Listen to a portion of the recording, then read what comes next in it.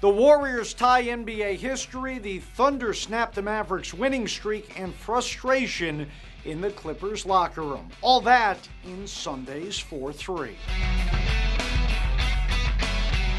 We tip off in Denver, where the Warriors matched an NBA record for the best start to a season. Golden State improved to 15-0, tying the starts of the 1948-49 Capitals and 93-94 Rockets with a 118-105 victory over the Nuggets.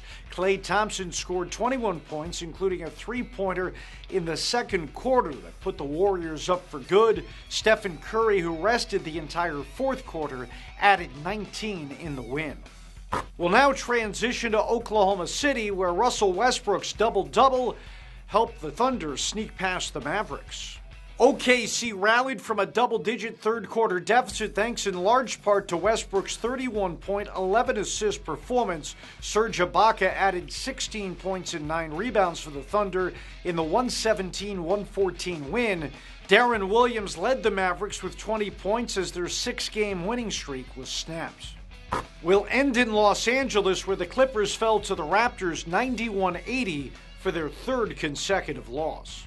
According to a report from the Orange County Register, following the game, Josh Smith and an unspecified assistant coach got into a heated, obscenity-laced argument as the media was waiting for Doc Rivers' press conference.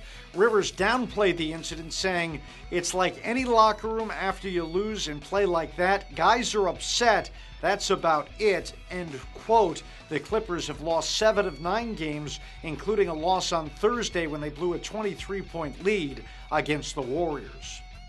That's it for Sunday's 4-3. Be sure to tune in on Monday as 14 teams take the floor, including the 76ers, who seek their first win of the season.